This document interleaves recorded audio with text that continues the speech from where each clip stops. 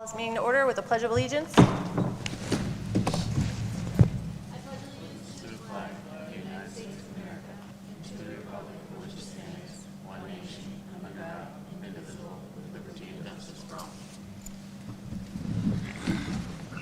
Can we have a roll call, please?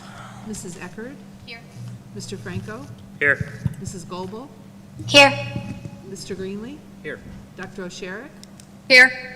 Dr. Perbola? Here. Mr. Burke? Here. Mr. Farr?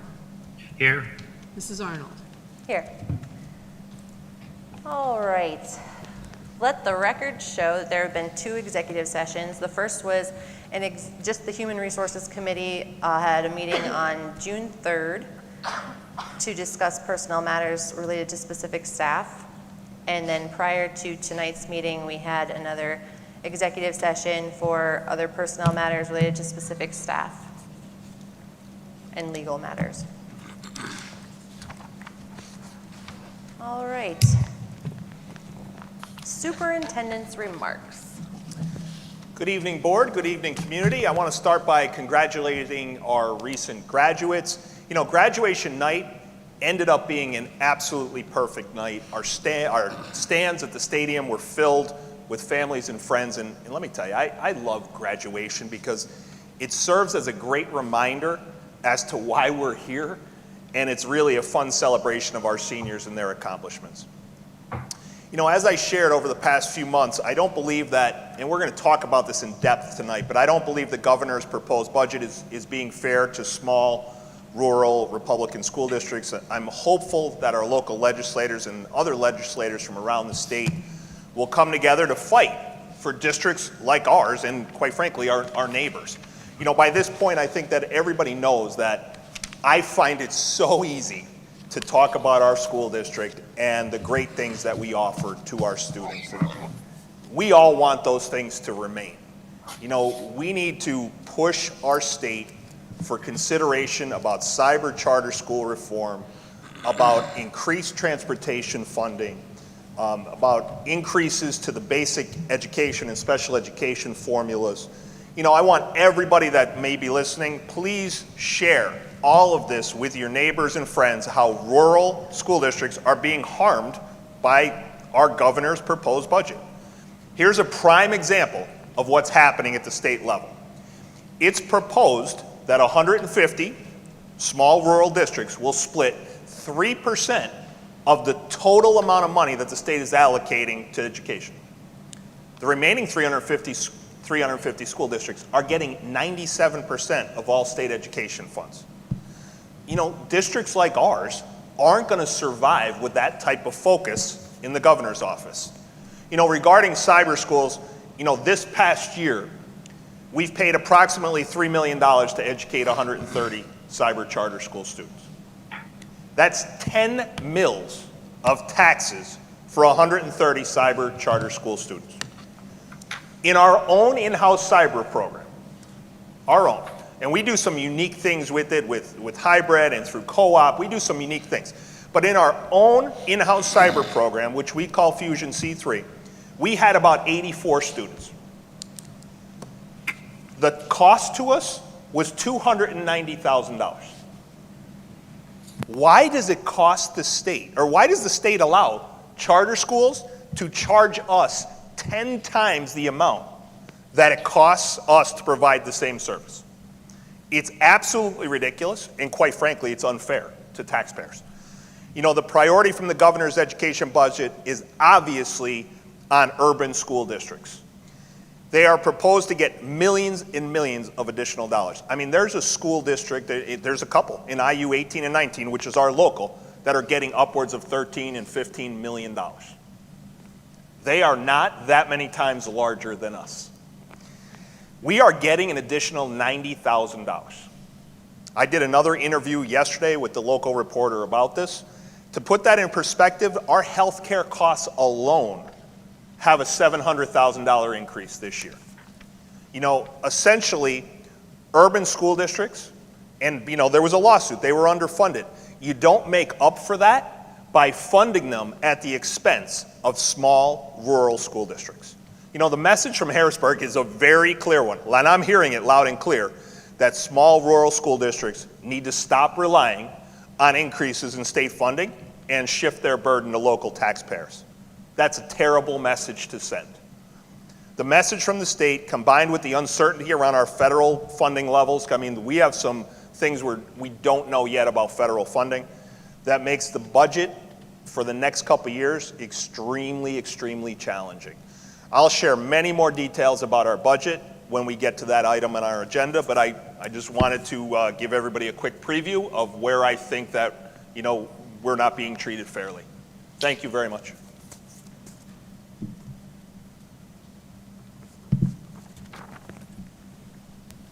All right, we're going to open the floor for public comment on agenda items only. In the agenda booklet, you can find the rules and regulations, policies, however you want to say it, for public comment. Every comment person gets 4 minutes, and it has to be a taxpayer, resident, parent, student, or employee of the Tunkhannock School District. Do we have any public comment on agenda items only?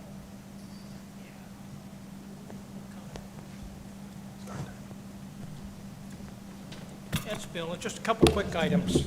I saw today, I'm tickled pink about the Homestead Act at 42969. I think the paper took it out of context.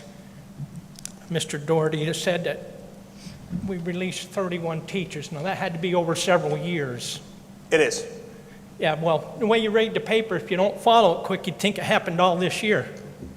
But that's the way the paper wrote it. And we're talking about, and people talk to me, and they're saying, not to have anything against anybody, but distribute some of the duties around and not to replace the COO position. That's all I got from right now. Any other public comment? Seeing none, we'll move along to enrollments. Are there for everybody's information? Do we need to have any discussion on enrollment? Where are we at for the incoming kindergarten class? Ballpark? 135.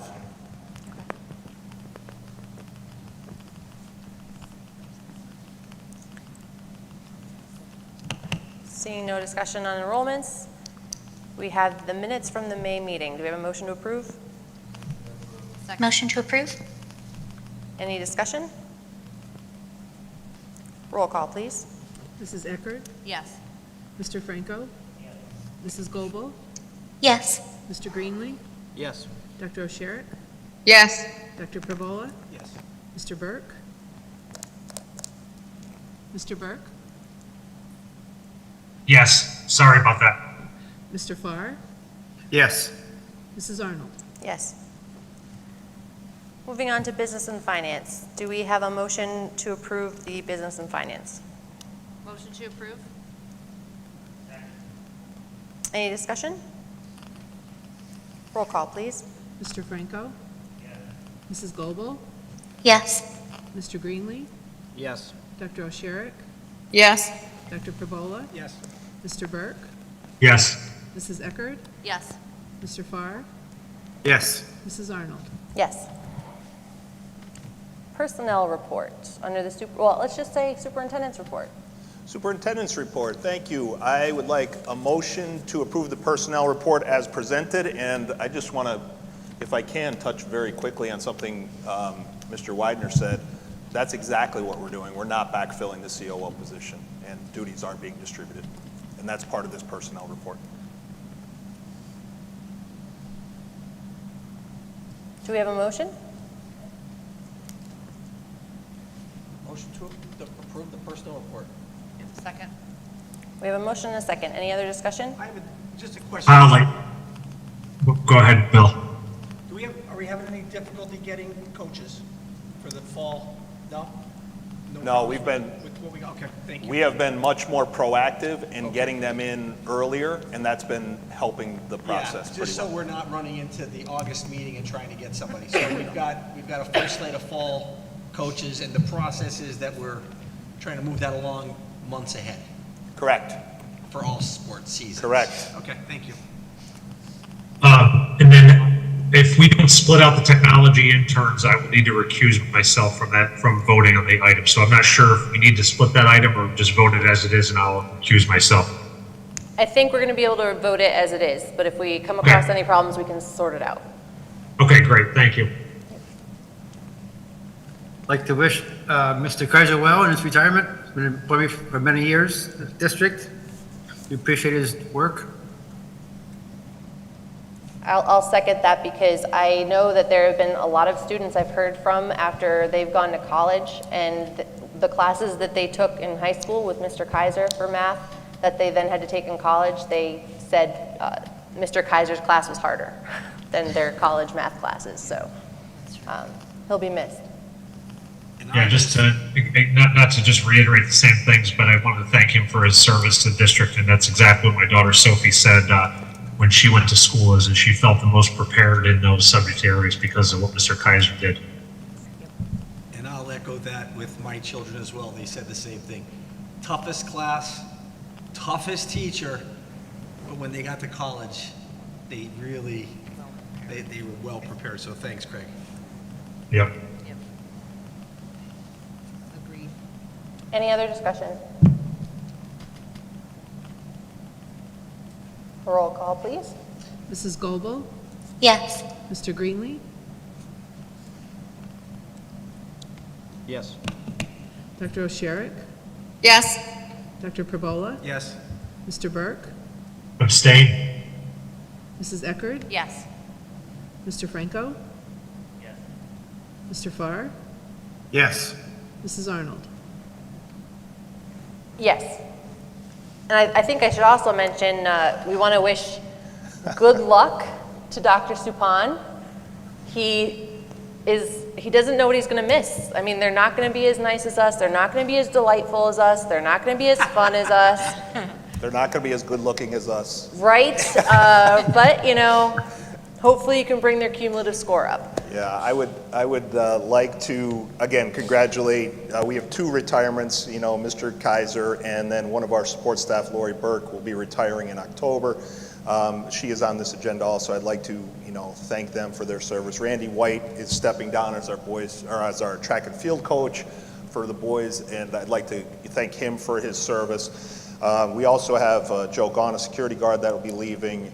You know, thank him, you know, for keeping our building safe. And then certainly, you know, one of my right-hand men, I'm very fortunate to be surrounded by 2 really outstanding high-level administrators in Mary Jean Egan and Charles Supan. And, you know, losing Chuck is losing a huge personality and a huge part of you know, what makes us special. And, you know, we will evolve and grow, and I know Valley West is all the better for getting, you know, a dynamic leader like him.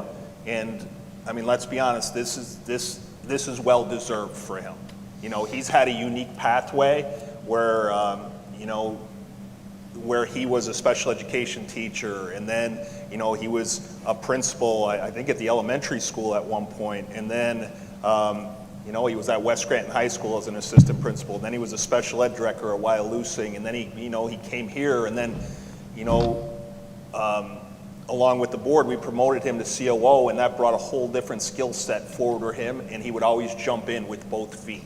So his skill set is very dynamic, and it, you know, we were just, you know, holding him for a little while. We were like a placeholder because we knew that bigger things were going to happen for him, and we're very proud of Dr. Supan moving on to become a superintendent, and it's certainly well-deserved. And, you know, losing him and Dr. Craig is over there. We kind of recognized him at our last meeting. You know, Dr. Supan's last day in the office is today because he is on vacation in Disney next week. So we will be losing, you know, we will certainly be missing Dr. Supan. Dr. Craig's last day in the office will be Monday. So we're going to have some open office space if anyone is looking. But we certainly are going to miss, you know, Dr. Supan. That leaves a big gap, and we will do our best to fill it and not miss a beat. But we will definitely miss his personality because it's a big one. And you know, Maybe if we'll- it doesn't work out, you can just, I mean, we're gonna have an opening for, well, we could probably get some more technology intern positions opened up for you, or a track and field coach, so, I mean, you can always come back. And I yelled at him and then I congratulated him, so. Good luck down there, Chuck. Yeah, Chuck, just real quick, thank you for all the work you did here professionally. I mean, just, obviously the solar work got stalled a little bit, but a ton of work on that. Your work initially with the special ed department and things like that, very much appreciated. I'll miss our professional discussions as well as some of our football discussions. So best of luck, and hopefully we'll see you in the future. Thank you. Yes, we will miss you, definitely. Thank you. All right, second half of your superintendent report. A motion to approve conference attendance as presented. Motion to approve. Second. Any discussion? Roll call, please. Mr. Greenlee? Yes. Dr. Osherick? Yes. Dr. Perbola? Yes? Mr. Burke? Yes. Mrs. Eckerd? Yes. Mr. Franco? Mrs. Goebel? Yes. Mr. Farr? I think I need to abstain, I'm on the list. No, not for a conference. Yeah, you can vote for, Okay, then I vote yes. Mrs. Arnold? yes. All righty. Sorry. Moving on to committee reports.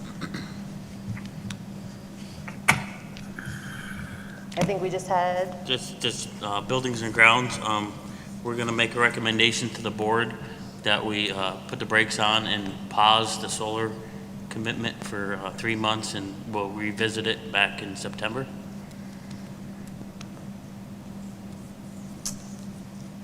there, go ahead. Do we need a resolution for? That, It's we coming actually up. have one further in the agenda.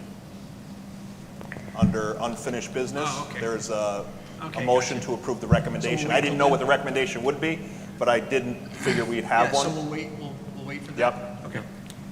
Do we need to schedule any other committee meetings? Seeing none. Move along to unfinished business. The approval of a 25-26 budget. If I may start, I'm respectfully recommending that the board approve a final budget for the 25-26 school year with a 3.984 mil increase, which is the equivalent of about 4.8%. It has nothing to do with our solar project. That's totally separate. You know, each mil equates to about $30, give or take, for the average median household. Should the board approve that increase, you know, we would be passing a deficit budget for the next fiscal year that would be covered with our fund balance. That's how we're going to end up balancing the budget. With that 4.8% increase, we would still have a $900,000 deficit in a budget where 84% of the costs are fixed. You know, in presenting and passing a balanced budget, I mean, that should always be our goal, right? You know, thankfully, our fund balance, our reserve is very, very healthy, right? And I would never stipulate otherwise. You know, my team and I, we're very mindful with our spending. For the last year and a half, we've taken really advantage of higher interest rates with our investing strategy, as Dr. Suppan calls it, the inverted yield. But we've done very well with our money. Our current fund balance is sitting about $14 million. Those funds, as we've discussed previously, they're assigned for our future capital needs of our aging schools. I mean, 2 of our schools are 50 years old. You know, we're going to have to start doing some improvements. You know, we're always watching out our spending, and we're looking for the best and most efficient ways to spend money. You know, I take very, very seriously the fiduciary responsibility to our taxpayers. You know, over the past 7 years, inflation has risen over 25%. Our taxes have risen just 10% in that same time. This year's budget is very tight. There isn't a ton of wiggle room to find additional savings. You know, the passing of a 1 or 0, a 1 or a 2 mil budget will require us to use much, much more of our fund balance. You know, this type of budgeting, using your fund balance to make ends meet, it creates a significant hurdle. And when we talk about what's next, what future budgets are look like. Quite frankly, it'll put us on an unsustainable path that will create a deficit hole that can't be filled. We have fixed expenses, therefore we need the revenue to pay for them. You know, in preparing our budget, my team and I, we meet, over the last couple months, we meet daily about the budget as we present for consideration. It's inclusive of every expenditure, and believe it or not, it's very mindful of spending. You know, since April, when the proposed budget was first put out, we've been able to reduce the budget by $1 million. $1 million. Most of the million was cut through the elimination of staffing positions. You know, come July 1st, we will have eliminated another 11 staff positions in all categories. But since my arrival, our budgets have been maintained by the reduction of staff through attrition, not through additional revenue sources, because, you know, quite frankly, they're not there for us. You know, since my arrival in February of '22, we've eliminated 65 staff positions. We will soon be hitting the wall with what can be reduced. Like every school district in Pennsylvania, obviously, and I touched on this, cyber charter school costs, PSERS contributions, which is a state retirement system, and healthcare costs continue to be a challenge. You know, for this upcoming fiscal year, we're budgeting about $3.2 million for cyber charter. That comes directly from local taxpayers. That's 11 mills of taxes going directly to cyber charter schools. That's 13% of our tax base. The cyber charter cost, it's a gut punch, is what it is. You know, for every general education student that goes to cyber charter, it costs us $17,500. For every special education student or a student with a disability, we are billed about $38,000 from a cyber charter. Those charges are unreasonable, debilitating, quite frankly, and not financially sustainable. You know, due to those costs, like, revenue is needed. I'm asking everybody that's listening, and I hope we have a large crowd listening tonight, that reach out to your state representatives and senators and ask them to support common sense cyber charter reform. I've met with Senator Baker multiple times. She's tremendous. She's wonderful to work with and is advocating for us, but we really need to get the word out across the state how cyber charter schools are hurting taxpayers. Right now, the 5 cyber charter schools based in Pennsylvania have a $600 million fund balance. That's taxpayer money that is sitting in a fund balance for cyber charter schools. That's ridiculous. That's your money. Again, this summer, we'll make personal phone calls. We'll invite people to come back. We'll try to bring back as many people as we can in an effort to, number one, I think we do a better job educating our kids. I think we have dynamic things, and we also want to reduce our costs. You know, the Pennsylvania State Retirement System for all employees increased again this year. We are required to send, if anybody doesn't know, we're required to send 34% for each employee based on their salary to the state retirement system. So for instance, if somebody, I'll just use a round number, if somebody's making $100,000, we got to send $34,000 to the state for retirement on their behalf. Our increase to PSERS alone this year is $250,000. In total, we send about $7.5 million to PSERS for our employees. Employee health care costs skyrocketing. The health of providing health care this year, $700,000 increase.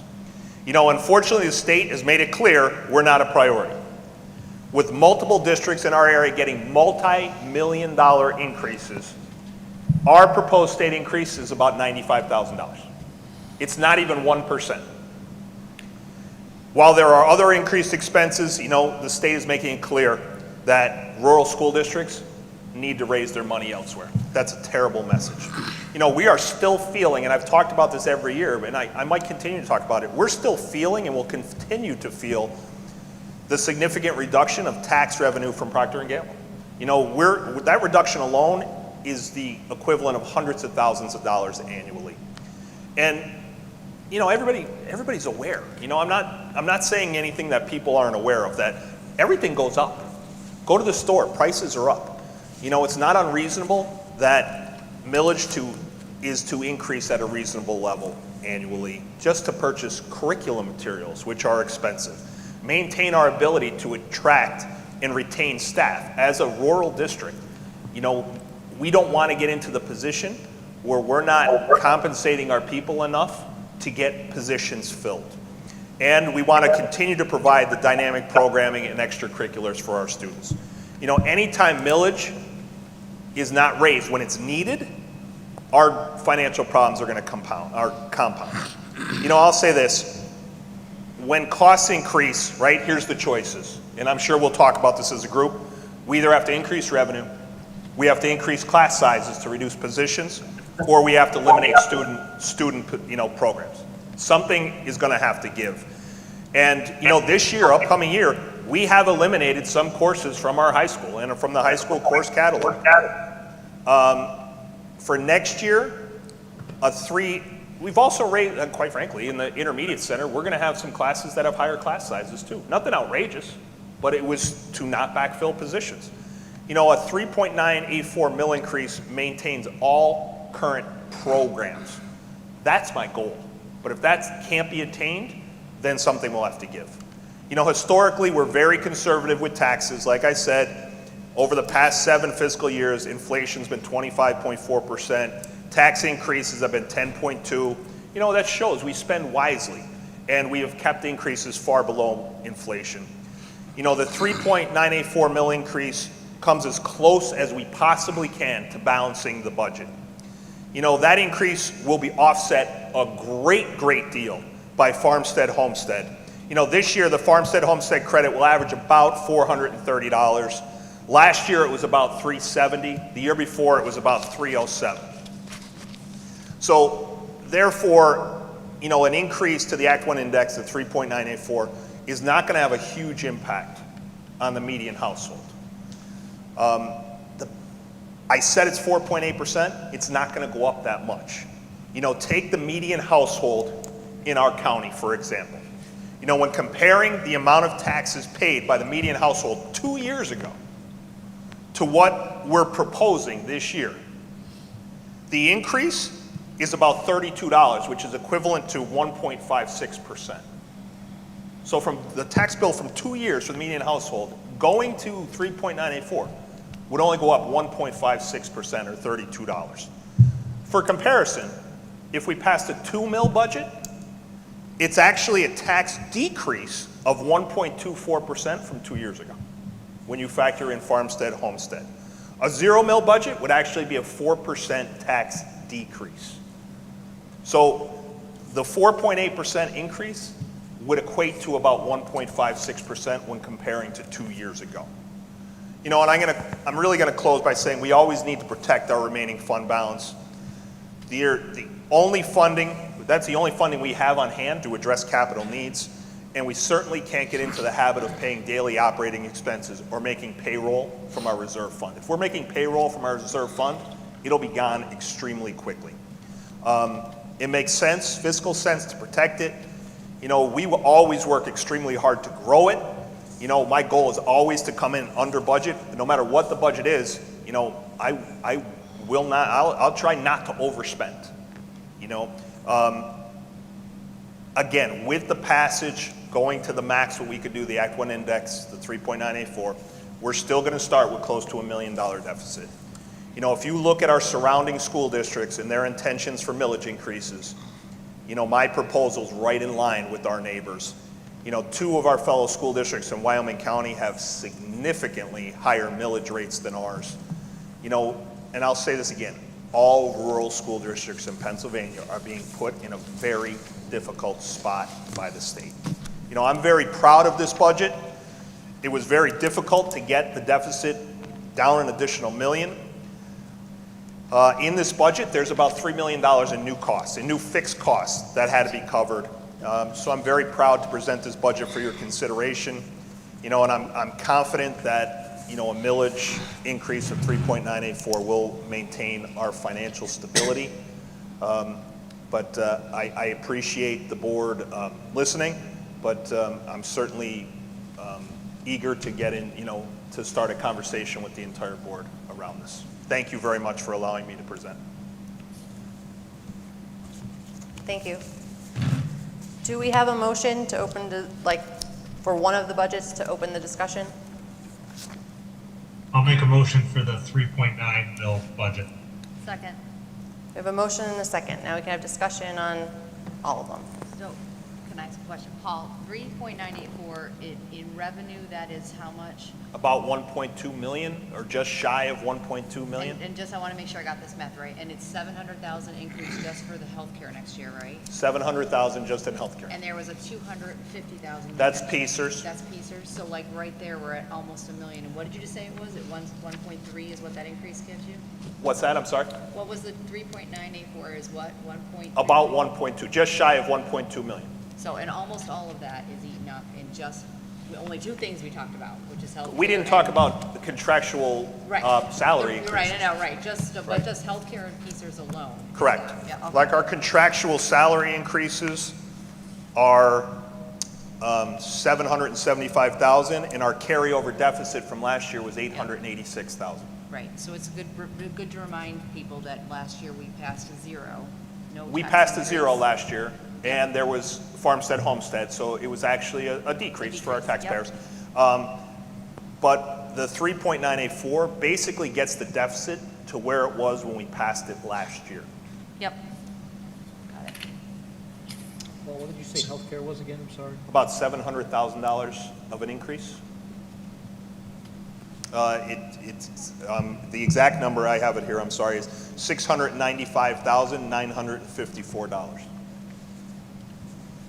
And I did some quick calculations, it's also important, in all the numbers you read off, about 6.6% of our students are in cyber for $3 million. That, but using 13% of our tax dollars. Yeah, exactly, right. Yes. That's just important for folks to realize that we pay a lot more for, we need to. but It's that's infuriating the that they are sitting on $600 million of taxpayer money. It's infuriating. numbers. I know. Like, they don't get state funding. All their funding comes from school districts. Yep. So this is just as good a time as any for me to jump in and give a quick talk about that, because I have stumped for this on this stage and in Harrisburg and from a state level for years now. For people who don't understand how cyber charter funding works, every school district pays a different amount, and it's based on your school district's current cost per student. So it increases our cost per student every year, which then means that their reimbursement is higher. So if we didn't have the cyber charter money coming out of our budget, we'd be around $26,700 per student right now, which there's a lot that goes into that. Mm-hmm. If with them in there, we're at 28,272, and right now we're averaging 24,600 per student to send them to cyber charter that has no transportation, none of that. What people need to, so the Republicans, I'm sorry, I'm a Republican too, you need to be the one advocating to our legislators, because this is, the cyber charter funding protection tends to be a more red subject for some reason.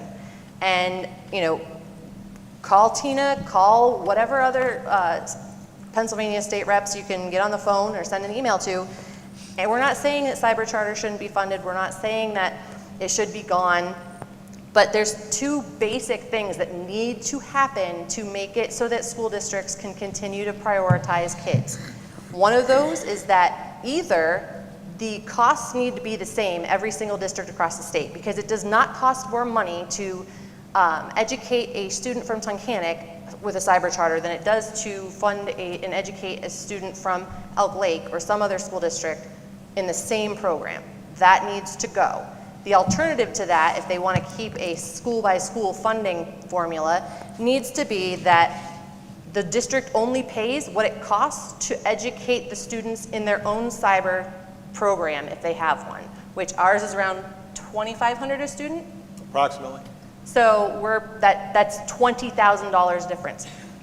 Another interesting thing that I'm not sure they can legislate out is the fact that they get paid substantially more for a special ed student, and so many students leave public school to go to a cyber charter, and they leave as a general education student and then are surprisingly identified as having some kind of a special need, that they now qualify as a special education student, And now they get that, double the amount almost per student for that. So the other thing that needs to come into play is that there needs to be a tiered special education reimbursement program if they're going to have a special education difference. Not that one student who needs a very small amount of help with something gets the same as a student who has a lot higher and more complex need. But I think it's pretty obvious that no matter how this particular vote goes, it's not going to be a $0 budget that gets passed this year. And if we don't like that, this is the first way to try and fix that, because it's $3.2 million out of our budget. And the fix for this does not come from more taxpayer dollars. This is not asking the state to give more money. This is not asking some other tax-paying entity to pick up the slack for this. This is about looking at the real costs of cyber charter education and making that change. So if you're angry about how this goes tonight, before you send me the email, please also forward me the email that you sent to the state legislator. I want to thank Paul and his team for sharpening their pencil for the last year. I know there have been some difficult decisions, and we've spoken about this in the past. And last year I was the guy who was against raising taxes, and retrospectively, maybe we should have raised it a little bit to soften the blow this year, but be that as it may, I think, Paul, in your words, you said a couple of key things. If we don't raise taxes, raise the revenue, we are not in a position to really recoup the benefits of no backfilling, because we're kind of getting to the wall. And I think we've said that 3 years ago. Mm-hmm. And I really believe that we are. Otherwise, we're going to shortchange the kids. So we talked about how if we don't raise the revenues, the taxes, are we willing as a board to start cutting programs, sports, co-curriculars? The argument is, well, it's only a couple of bucks, but if we do 10 times a couple of bucks, it adds up to real money. But are we willing to do that? Are we ready to do that? We could talk about other things too, and I think it has to be mentioned. Are we looking at additional consolidation? We've got Roslyn. We're looking at a fund balance that I think we're going to have to use for building upgrades. Should we be considering at some point some sort of feasibility plan of making some serious difficult decisions? I bring that up only as a point of discussion. But I think we're getting to the point now where, you can't even go for an ice cream cone without a $50 bill in your pocket anymore. Right. You really can't. But you also want to make sure that we provide the best education, total educational experience for the kids by keeping in mind the purse strings of the taxpayers in the district. So, Holly brings up a great point about cyber. I think this board, including myself, has to really start looking as we move forward, what other areas can we look at to make some major changes in the district to financially improve our bottom line. So I just bring that up because I know last year I was the guy that kind of was against raising the taxes, and I know this year we're going to have to raise taxes. It's funny, just last year I remember our discussion, because there was significant cyber reform being discussed at the state level, and we were kind of banking on that something would come through, and what they ended up passing as cyber reform made such a minuscule dent in the number that they are talking about it again. But my fear is if we bank on that again and we don't address it, we're going to have an issue. And you brought up another point. We don't have a definitive number that we're getting from the state. Well, it's proposed, but the state has not passed the budget. Voted on, so we don't absolutely know what we're getting, even in federal money. Well, federally, we've been kind of notified that our Title II, Title III, and Title IV money is going to stop. So Title II is like our professional development money. Okay. So there'll be a significant, if that gets cut, there'll be a significant reduction in conferences and what gets done on professional development days, because that's where that money comes from. Right. Title III is for our English language learners. We're hearing that's getting cut. Title IV is drug and alcohol counselor, truancy. Our drug and alcohol counselor is outstanding. She's a vital part of our school district, and she does wonderful things. That's something we're going to have to figure out, because we can't lose that service. But that's where that funding comes from. We're hearing what other sources? Ready to Learn, IDEA, all of our special ed funding. We're hearing at best at best, level funding for Title I through Title IV. But Title II, III, and IV, we're hearing, the last update I got was come October, expect that to be 0. And when people think, like, when people hear that, you know, like English language learning support would be cut, that doesn't mean the program goes away or the services go away. We still have to provide it. That's correct. It's just not reimbursed by the federal government.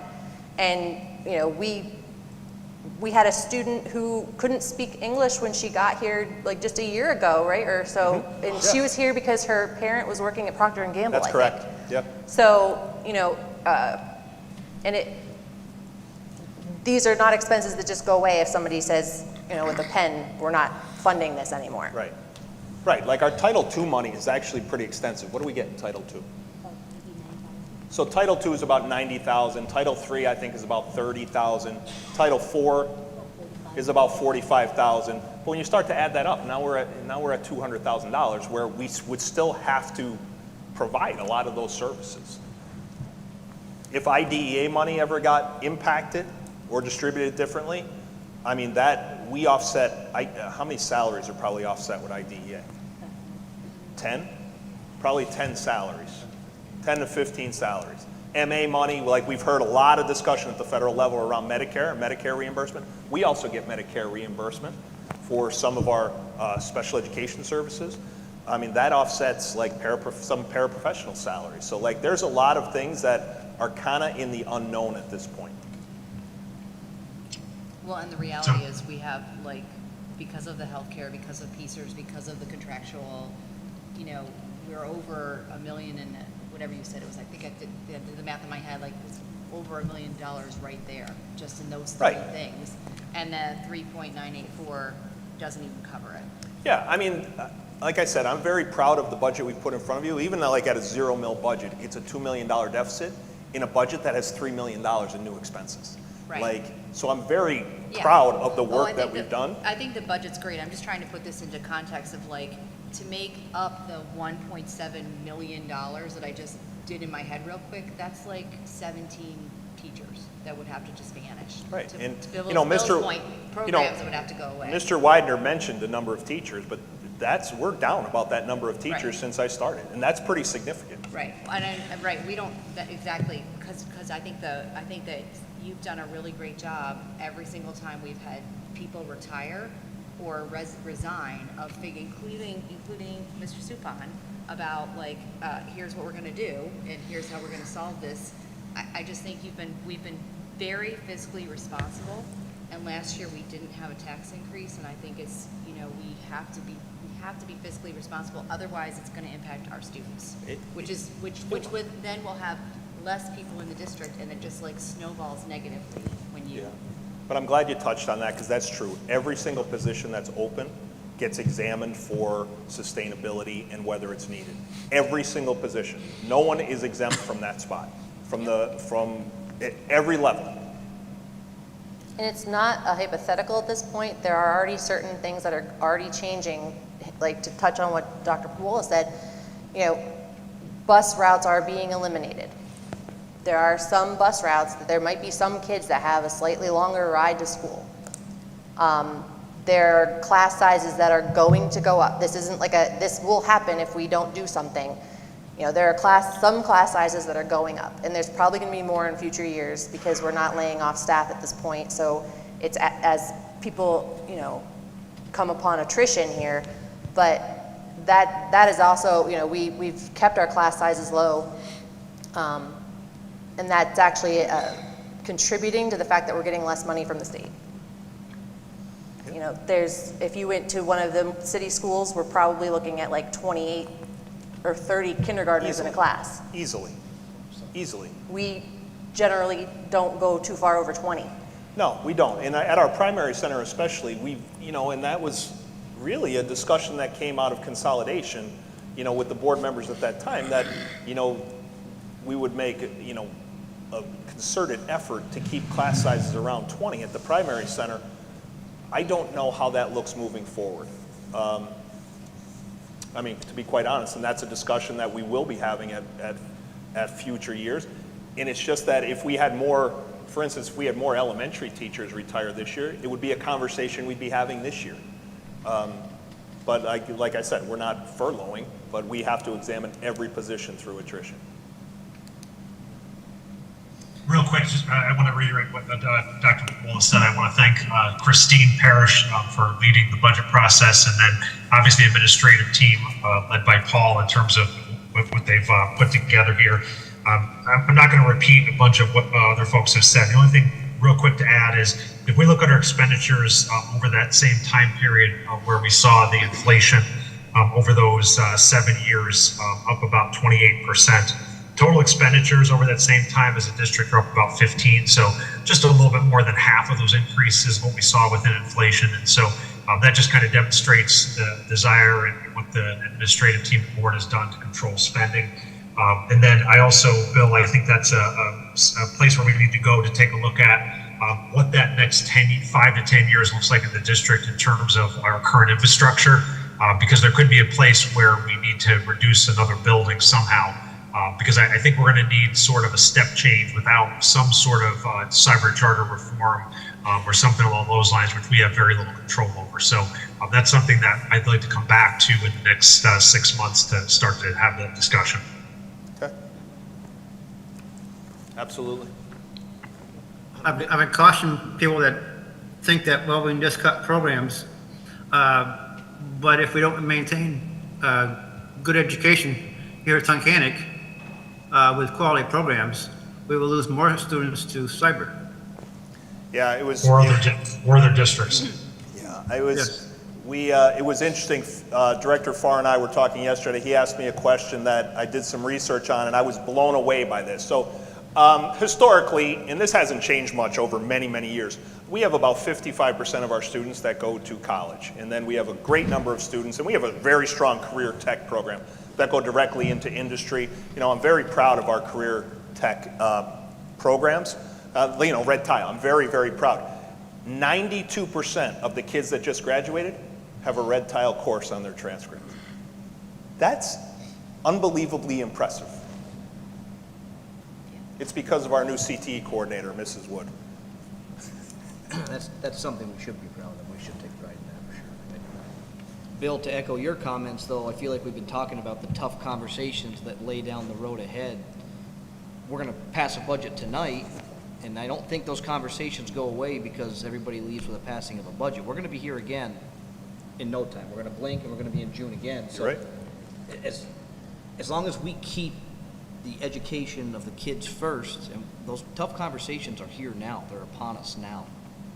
You know, I think everybody needs to hear us say that. I mean, no one that's elected up here sat and ran a campaign on, we're going to raise taxes, elect me, and everything's going to be great. Like, this is a tough decision, and Paul, I do urge you, we're talking about bigger class sizes and not backfilling teachers. I want to be cognizant of the teachers that are working here and want to continue, and the incoming teachers that we need to want to come and work here.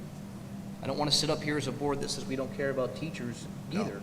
So everything from central office and management with less enrollment and tough budgets, every position needs to be looked at hard and assessed for is it needed or not. Because enrollment is, I'm glad to hear it's up from the last time we talked, but it's not great. So, and Phil is right, if we cut extracurriculars and don't make this a fun place, then all we're gonna do is lose students. It's gonna continue to be bad. So it's an impossible situation, I recognize that, but. I couldn't agree with you more, Director Greenlee. I agree with everything that you just said. You know, so our graduating class was about 180, Mr. Winsack, and we just talked about what's coming in kindergarten. It's 135. So right there's 45 less seats. And Paul mentioned earlier, you know, we're not backfilling Dr. Supan's position at this time. Like, do you have a number to what you think that savings is? We had to move a couple of things around position-wise. That's $4 million, isn't it? It's $180,000. $180,000 a year. So 180. Now, also in this budget for your consideration is an increase for transportation for busing of approximately $200,000. So I also want to point out that that's in this current budget. So this is later on our agenda. Should the board not vote, should the board decide not to increase, that is a $200,000 savings from this budget. So I should have mentioned that earlier. That falls right in line with the tough conversations that we need to have. I mean, we don't want to have prosperous companies that have busing here, but can't say yes to everything and then no in June.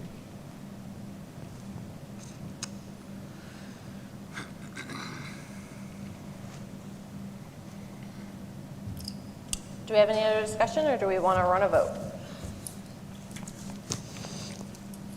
Okay, can I get a roll call, please? This is a vote yes, is for a tax increase of the 3.984 mils. Dr. O'Sherrick, Yes. Dr. Perbola, Yes. Mr. Burke,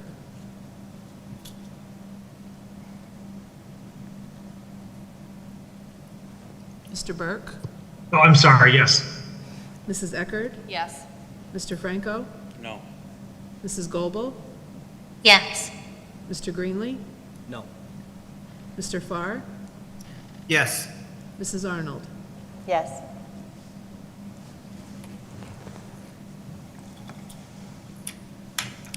Moving along, the approval of the 25-26 Homestead Farmstead Resolution. Do we have a motion? Motion to approve. A second? Second. Second. Any discussion? We will be passing 3.984. There was 4 options there. We just want to point out that the Farmstead Homestead Resolution we're passing is for the 3.984 homestead. Okay, roll call, please. Dr. Perbola, Yes. Mr. Burke, Yes. Mrs. Eckerd, Yes. Mr. Franco, Yes. Mrs. Goebel, Yes. Mr. Greenlee, Yes. Dr. O'Sherrick, Yes. Mr. Farr, Yes. Mrs. Arnold. Yes. Increase in compensation for, a motion to approve an increase in busing compensation for our transportation contractors. The details are in the agenda of what that would involve. Buses get paid at full capacity. They get a 10-cent increase on the cost index, a 10-cent if they Yeah, you're right. do cameras. No, it's, we're full capacity, 10% on the cost index. They will do all the cameras, but they need to, we are adding the cameras in the current vehicles, but any new vehicles, they are taking over and they are doing the maintenance on the current cameras. We will continue to assist with the fuel purchase, and this is not going to be retro at all. And that's, Doctor, am I missing anything? No, that's it. And we're maintaining the radios to link to our towers. Correct. We will maintain that. And then we'll, based on the vote, we'll rework the contracts to make sure it's accurate to if there's a change in compensation pay. And this includes the 5 route reduction. Yes, And for the community, we've had transportation committee meetings about this correct, Multiple. multiple. in the past, and we have been negotiating and talking to, I shouldn't say negotiating, wrong term, but talking to the bus contractors, and we did receive a lot of their feedback, correct? Correct, yeah. It was, I want to say it was one of the first times we probably had all of them together in the room. Because if you remember from our first transportation committee meeting, they were, kind of the requests were all over what people were looking for. So we facilitated a meeting where they got in the room, they came and asked for some specific things, and we tried our best to do that and make it manageable. And we were very upfront about we would be reducing some bus runs, again, due to declining enrollment. There was no need to keep them all. And this is what was agreed upon, so they are very, they know that this is being presented. And so did the transportation committee. I mean, just so we're not, Yeah. for the community's sake and the other board members' sake, we already, I believe, had discussions about this. And this is in the budget that we Yeah. already passed. Yeah. That's correct. This is accounted for. Yep. Like I said, and it's about 195, there might be 1,000 or 2 more in savings there, 193, but it's just right around $200,000 of an impact. I have two things that I don't think they're covered here, but I think they would maybe be in the actual bus contract. One is, I know Director Farr had talked about we needed to have a cap on capacity of buses that we will reimburse for. I have, so I sent everything we talked about, including that with the bus capacity, to John Audi. I told him once I know what goes on with this vote, I'll send the final information, but he revised the contract to have a cap, so they can't. So basically, can't if have they a were 98-person bus. If they were replacing a bus, it has to be with the same capacity Correct. bus that they are replacing. Correct. Okay. And the other question, I can't remember exactly what the scenario was, but some point in the last month or so, there was another situation with a bus where a camera wasn't working. And I'm sorry, but this seems to happen a lot. And there needs to be some kind of something that says that the bus can't run if the camera's not working. That will be in the current contract, along with if a camera is to be pulled and it's not working, there's a monetary fine to the driver that will be withheld from their monthly paycheck. There's accountability. The cameras need to be working. John Shapolsky also went through every single bus, updated the firmware. We're installing the last couple cameras. So when we're done, every camera is working with updated firmware, is now on them, and if for some reason it doesn't work, there is a fine. Okay. I agree with you completely. We're also limiting who could access the cards in the cameras. Because a lot of times that happened, it was because the card wasn't installed correctly or the door wasn't closed.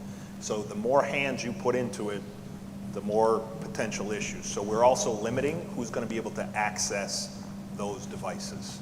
And we have, just so you know, we bought like ProVision SD cards to go with the ProVision cameras. At some point, there was a cheaper card that was Right. purchased. I That was an remember issue hearing too. about So we have the right cards now in bulk to go with the right cameras.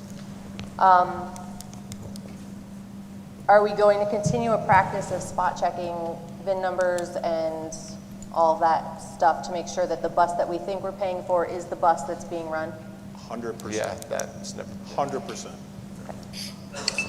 Like I Will said, there also, sorry about that, will there also be spot checks on cameras as well? I don't want to speak for you, but we can set, anything can be set up with listen, camera. I'm open to that. I mean, typically when there's an issue, we learn about it pretty quickly, either from the driver or from students. But I'm certainly not against that. I mean, our administrators, look at a lot of film throughout the course of the day. Okay, if you feel that there's enough visual, inspection of them and there's enough, then I'm fine with that. I just want to make sure that. Yeah, I'm not against that. I mean, I want to make sure they're operating also. That having operating cameras in the buses not only, helps protect students, it helps protect drivers and the contractors themselves. Paul, who on your staff checks the VINs to verify we get the buses? Karen Delancey, our Director of Transportation. We had an issue. Unnecessary legwork we have there, like if we have the bus, give us the bus. Yeah. We had an issue a couple years ago where they were Yeah. giving us, they were saying, because the compensation goes up if it's a newer bus.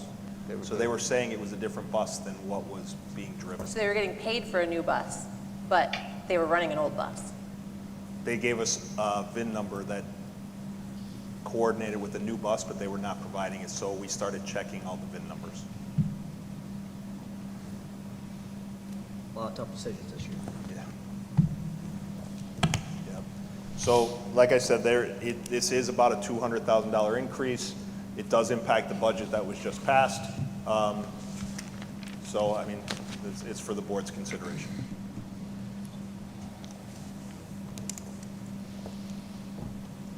I'll make a motion to approve. I'll second.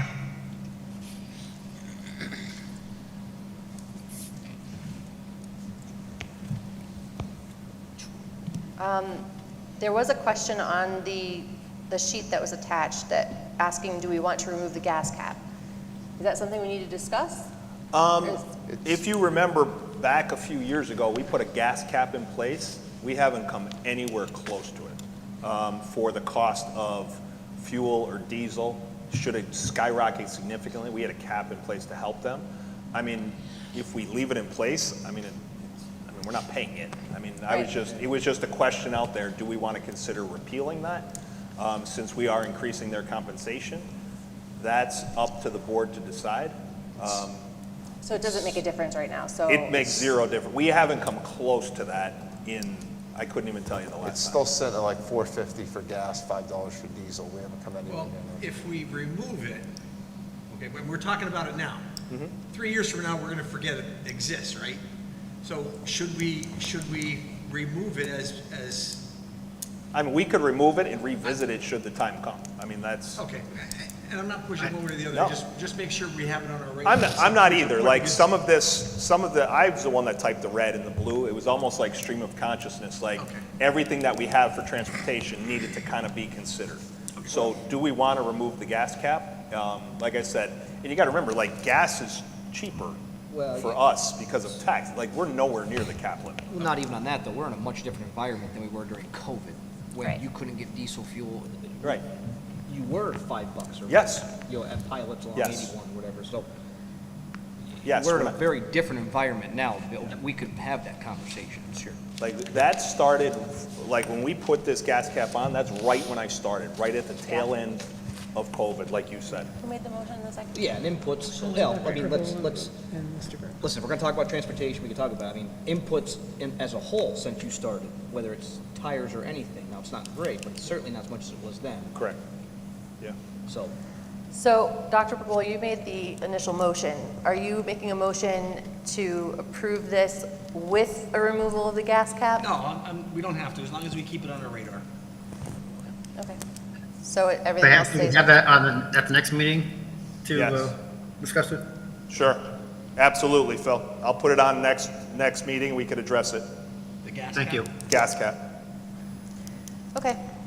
Any other discussion? Roll call, please. Mr. Burke, Yes. Mrs. Eckert, Yes. Mr. Franco, No. Mrs. Goebel, Yes. Mr. Greenlee, No. Dr. Osherek, Yes. Dr. Perbola, Yes. Mr. Farr, Yes. Mrs. Arnold. Yes. But I will add the caveat that before I hear about any bus drivers wanting more money again, I better also get their email that they sent to the state legislators, because when I met with some of them, the state legislators a few weeks ago, none of them had heard from any bus drivers from Tunkhannock about the state formula and funding that works out from that, because we get reimbursed from the state for a chunk of the transportation costs, and you know, if you want more from, if you want to get more blood from this rock, make sure you're hitting all the rocks. So I won't entertain another increase in fees or an improvement in payment on this if there haven't been some efforts to advocate at a state level for some reimbursement improvements. And the state has not increased that since the early 70s, Yep, 71 or they have not- 72. Yep, that calculation has not been changed since the 70s. All right. Boy, the fun times just keep rolling here. Solar project. Motion to approve the recommendation of the Building and Grounds Committee on the proposed solar project. And that recommendation was a 3-month pause on activity. Yeah, that's correct. Motion to approve. Second. Any discussion? Roll call, please. Mrs. Eckert, Yes. Mr. Franco, Yes. Mrs. Goebel, Yes. Mr. Greenlee, Yes. Dr. Osherek, Yes. Dr. Perbola, Yes. Mr. Burke, Yes. Mr. Farr, Yes. Mrs. Arnold. Yes. Under, oh nope, we're still on old unfinished business. A 6-month review of the district's health and safety plan. So I'm looking for a motion to reapprove with no changes the district's current health and safety plan. Motion to approve. Second. These went into effect during COVID where you just had to have a health and safety plan. So correct. ours is pretty minimal, It is. but We're required to reapprove it Yep. every 6 months. yep. Any discussion? Roll call, please. Mr. Franco, Yes. Mrs. Goebel, Yes. Mr. Greenlee, Yes. Dr. Osherek, Yes. Dr. Perbola, Yes. Mr. Burke, Yes. Mrs. Eckerd, Yes. Mr. Farr, Yes. Mrs. Arnold. Yes. Under new business, informational documents are there. So the right to know list, the TASD visa account summary, and a summary of the ESS teacher substitute fill rates. So for the fill rates, are we happy? We're going to stay the course for next school Thrilled. year? Thrilled. Significantly better with ESS. Great. Any other discussion on any of those informational items? Seeing none. Bus and van contracts. Motion to approve the bus and van contracts as presented. Motion to approve? Paula? Second. Karen? So I know we just talked a little bit about the new bus rates, and that we talked a little bit about contract. Is this what we're talking about? Are we gonna make adjustments to that? There'll be adjustments based off, No, this is just to pay the this is current just the bills. payments, yeah. Okay, Like, okay. the contracts will sign going The into other the contracts next are school not. year will be Yeah, no, this adjusted. is Just just- wanted to make sure, guys. Yeah. Thank you.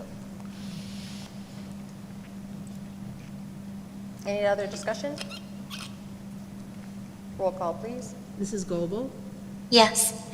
Mr. Greenlee, Yes. Dr. O'Sherrick, Yes. Dr. Perbola, Yes.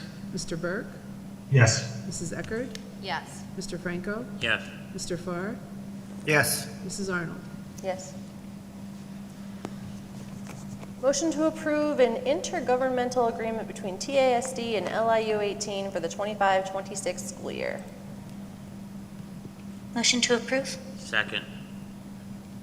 Any discussion? Roll call, please. Mr. Greenlee, Yes. Dr. O'Sherrick, Yes. Dr. Perbola, Yes. Mr. Burke, Yes. Mrs. Eckerd, Yes. Mr. Franco, Yes. Mrs. Goebel, Yes. Mr. Farr, Yes. Mrs. Arnold. Yes. The storm is here Yeah. that my phone's been going crazy about. Item D, motion to approve insurance coverage for the 25-26 school year with Assured Partners as presented. Do we have a Motion to mo- approve? Second. Any discussion? Has it been Assured Partners or are we changing? No, we had Assured Partners last year, yeah. They've been very good to us. Great. Any other discussion? Roll call, please. Dr. O'Sherrick, Yes. Dr. Perbola, Yes. Mr. Burke, Yes. Mrs. Eckerd, Yes. Mr. Franco, Yes. Mrs. Goebel, Yes. Mr. Greenlee, Yes. Mr. Farr, Yes. Mrs. Arnold. Yes. Item E, motion to approve MOUs for the 25-26 academic year for the use of district facilities as presented. There are the MOUs for Hands of Wyoming County for classroom space for PA pre-K counts at Mahoupany, with the Luzerne County Head Start for classroom space for Head Start at former Mahoupany, and with the LIU 18 classroom space for Lighthouse Academy at the former Mahoupany. Motion to approve? Motion to approve? We have a motion and a second. Any discussion? Roll call, please. Dr. Perbola, Yes. Mr. Burke, Yes. Mrs. Eckerd, Yes. Mr. Franco, Yes.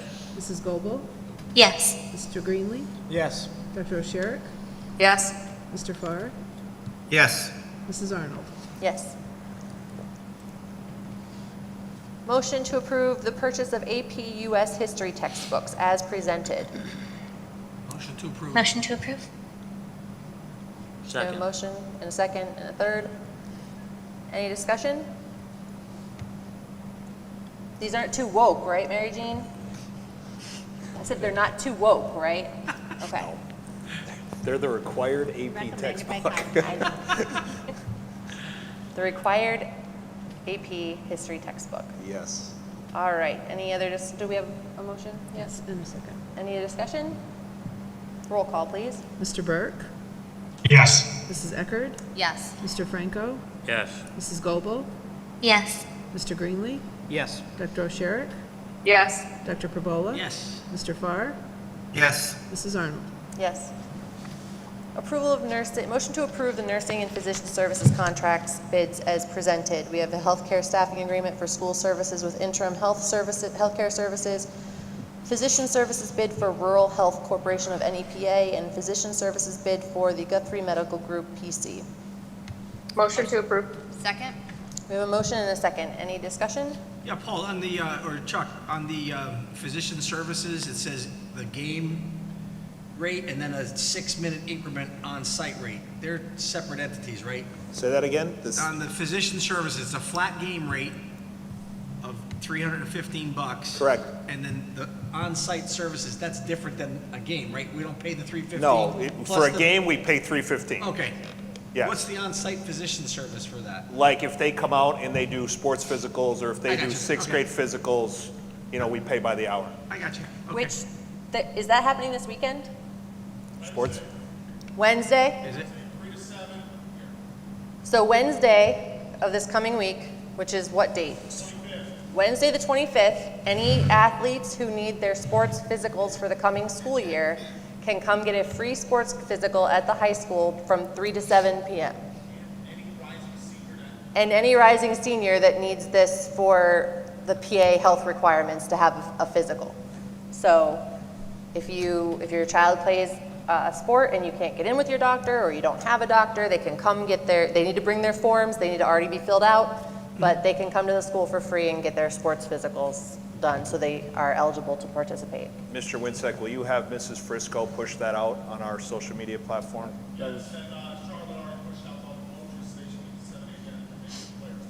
Excellent. That's where I saw our boys soccer coach had shared it with his group, so. Thank you. Yeah, thanks. Sorry, that was a bit of a divergence there. Any other discussion? Yeah, that's the stuff the paper needs to come here and cover. Right. Like, Yeah. Get that out. Like, that's a great thing that probably, somebody's gonna miss that because they don't know. Yeah, and I mean, there are a lot of families in our community that don't have a primary care physician, Lots. Sure. and if that's a barrier for a kid to be able to play, that's tough. If anybody from the paper's watching this, cover that. He is. Eric was emailing me that he was going to be watching. All right. Do we need to vote? We need a roll call.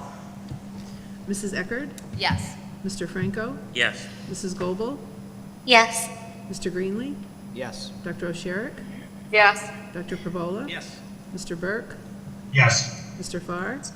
Yes. Mrs. Arnold? Yes. A renewal agreement with Remind. Motion to approve a renewal agreement with Parent Square for the Remind messaging service for the 25-26 school year at a cost of $9,438. And I also want to point out, this is not only used by our classroom teachers and our administrators, it's also used by all of our coaches. Everyone Yes. was using a different platform. Now it falls under our umbrella, and really, we have a lot of control over the content. But Yes. this is what all of our, like I said, our extracurriculars all use this And also. this should be the only program that coaches are communicating with players about. Correct. Through. There should not be Absolutely. texting or messaging It's- directly with students. It is a board policy violation to text the It's student. a board policy violation for coaches to be texting students directly. Handbook. Handbook. We might have to update the handbook then if that's not in there. Right? In the coach's handbook, he's saying Coach's might need to be handbook? updated to be Well, able. I know it's policy 824 of the Yeah, school board. yeah. But I know that we have a coach's handbook, we might have to look at. Yeah, I mean, make sure that so policy's in everyone's there. fully aware or Remind. In fact, he just said that our trainer, Charlotte, pushed it out to the, like, that's all via Remind, you know? Do we have a motion? Motion to approve. Second? Roll call? Oh, any more discussion? Roll call, please. Mr. Franco? Yes. Mrs. Goebel? Yes. Mr. Greenlee? Yes. Dr. O'Sherrick? Yes. Dr. Perbola? Yes. Mr. Burke? Yes. Mrs. Eckerd? Yes. Mr. Farr? Yes. Mrs. Arnold? Yes. Looking for a motion to approve a contract with Children's Service Center of Wyoming Valley for a drug and alcohol prevention education specialist, student assistant specialist. This is our drug and alcohol. This is our person. She's been with us for many, many years. Yep. This is the contract we do every year with them. Motion to approve. Second? Second.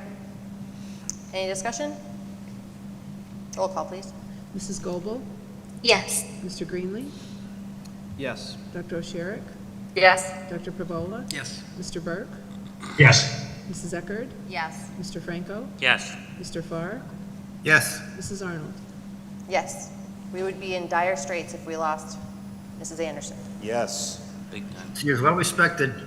Very She much. did a presentation last year at the conference we were at Kalahari. She did, and you know what the best thing I can say about her is, like, kids and families, she's such a part of our community, they think she just works here. She doesn't Yeah. work for us. She was at the senior lock-in. She was. She volunteers for all kinds of things across this district that she doesn't have to do. She's a huge part of our school community. All right. She also volunteers at the drop-in center. She does. She's on the board, yeah, for the drop-in Yep. center.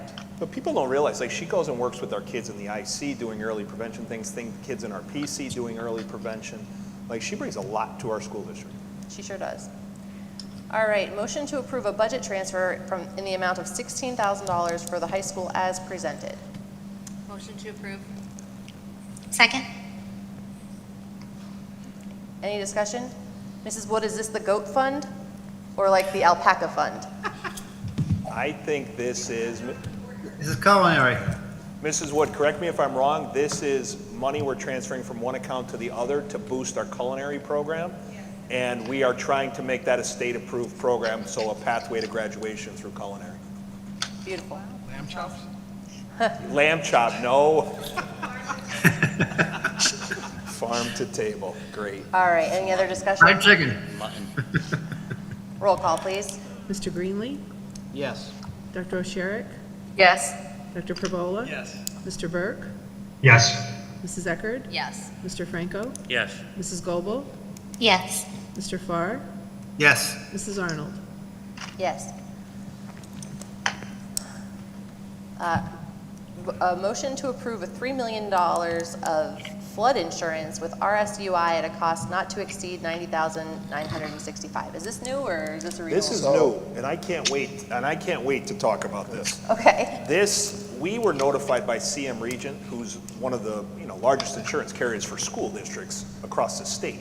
About 30 days ago, they told us we're no longer going to cover, and not just us, we're no longer going to cover anything in a floodplain at any of our clients. So that sent us scrambling, not just us, but every school district scrambling if you have some buildings that are in a floodplain. We were hammering Assured Partners, who's our broker, about this. They went to 1, 2, 3, 4, 5, 6, 7, 8, 9, 10, 11, 12, 13 different insurance companies to find us flood insurance, where our flood insurance was about $30,000 for $3 million of coverage. Well, the cheapest rate we got was $90,000 for $3 million of coverage. And I wanted to know, what do we have that's actually in a floodplain? It's the high school and our athletic fields. It's not the IC, it's not the admin building. Because of the little It's swale. not the PC, because of the little creek. So it's $90,000 a year for $3 million of flood insurance With a $50,000 deductible. with a $50,000 deductible. $50,000 deductible. I'm going to be honest, I don't know if it's worth it. I'm cautious to say don't do any flood insurance, but if we had a serious flooding event here in this building, I think it would cost a lot more than $3 million, number one. Can anybody tell me in 2012 how much water we got in the school? That was the worst flood we've had worst flood we've had in a while. Does anybody remember? I don't think we did. I don't think the school ever got None. water. Zero. I'm Zero. not aware of any flooding. We had- one time we I think had- we had flooding. When? Like, it wasn't flooding.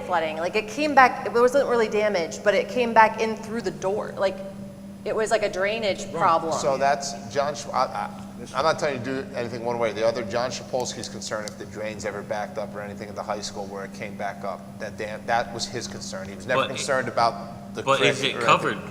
That's What's the up? thing. That might not, your flood insurance won't cover that.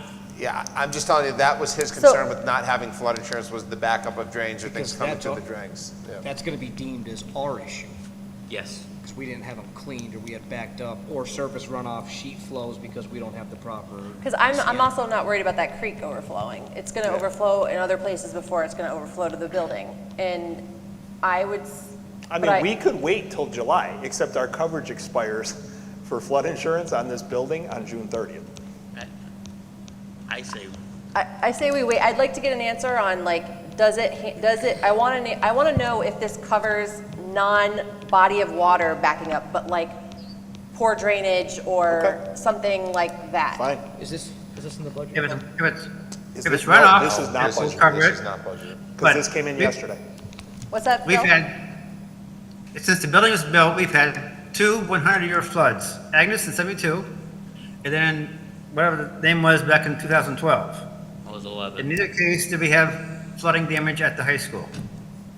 And now if you have water runoff, that would be covered under flood insurance, but $90,000 for $3 million is, we could self-insure for that.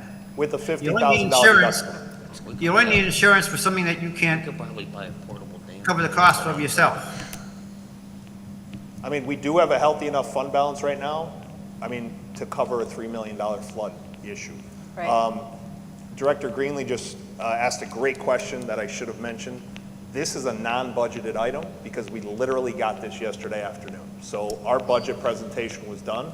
So this is an additional line item that will hit the budget. So I would say, we already had motion or no? No. All right. I'm going to suggest that we table this and we get some more answers about, does it cover like a drainage problem or a backup problem or something like that? Because then that would affect, but the coverage is at all buildings except for Mahoopany? Or is the Mahoopany coverage? doesn't need, no, Mahoopany's still covered under the old CM Region plan Because it's because, not in a floodplain. yes, so is Okay. the IC, so is the PC, so is that. Got it. So it's literally only one building, if one building One has a building problem. and athletic fields. CM Region just looked at anything in the floodplain and said, we're not covering it. Got it. Okay. Holly, Well, I would look into our normal insurance to see if that covers backups. yeah. And So let's find out what's covered with that and. Okay, because that's also, that's through CM Region, so we can do that. Yeah, so if it's a backup type problem, maybe it's not even flood insurance that we need. If that's not covered under our normal policy, maybe there's a rider for something like that. Like you would get a rider for like external sewer lines and external water lines and things like that. But yeah, I think we just need more information. Is there any requirement that we have to have this anywhere? Not that I'm aware of. Okay, thank you. Normally, for household, residential, or businesses, it would be required if they have a mortgage of some sort. We don't have any such thing. Our debt does not put a lien on our properties. Our debt is basically unsecured, but just secured by taxes. Thank you. It's ironic we're talking about this when we hear the thunderstorm I know, happening there's like a outside wicked right storm now. outside. I'm waiting for water to start rolling down the auditorium, rolling down Hey, the Noah. auditorium. Yeah, like We have Shapolsky insurance is going to today. come after you for even saying that But out right now, loud. we're covered, we're good.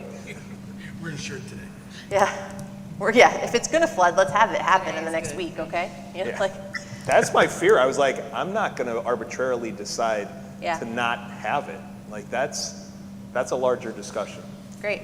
So do we have a motion to table this? just so you guys know, the whole school is in the floodplain.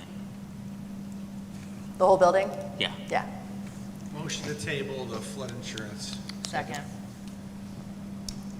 I don't think we have to vote that, do we, Mr. Solicitor? If there's been a motion and a second to table it? I would still vote it, yes. Okay. Can we get a roll call on tabling item K, the approval of flood insurance? Dr. Osherek? Yes. Dr. Perbola? Yes. Mr. Burke? Yes. Mrs. Eckerd? Yes. Mr. Franco? Yes. Mrs. Goebel? Yes. Mr. Greenlee? Yes. Mr. Farr? Yes, Mrs. Arnold? Yes. All right, public comment on agenda items, or on any items. Do we have any other public comment? Well, I can tell you, when I worked here, it flooded and it came down those aisles. You could almost have a surfboard going down What year was that? between 88 and 2000. Don't ask me which particular year. But 1988. the water come up, rushed up out of the drains in the drinking fountains in the halls. There was not enough roof drains, and the original ones were okay, but there was some added in the beginning, they cut into the main pipes and never sealed it. There was some really poor work done with some of them. And then after that, we've added more roof drains, and I had to do the piping on it, and then we used the regular things to seal it up. Now, I don't know, I'm assuming it's got to be coming up soon as a teacher's contract. I don't need any details, but I just don't want it to be like the last contract that was $2 million a year. And the thing I read the other day, like when this school was built back then in the late 60s, there was 2,500 school districts, and the state dropped it down to 501. Now they're talking about going from 501 down to 100. I don't know if anybody else has seen that or not. But that's some of the things that's going to hit all of some of what you're talking here tonight. But yeah, this building was really flooded. And I don't know, now in the floodplain, like your field house is in the floodplain. You can't work on, tear that down and start over unless you build it up. When we did the football fields, those restrooms, we had to put them up above the 100-year floodplain. And I'm assuming the food stand on the home side is the same way. So that's, I was here, I saw that happening, and the water going down the hallway and coming down in the auditorium here, and we spent days cleaning. But even that wasn't 3 million, right? I don't have any idea. I wasn't Yeah. I mean, they in didn't have to charge of replace any chairs money. I and stuff. just, you worked till it was done. There you go. Any other public comment? Any board comment?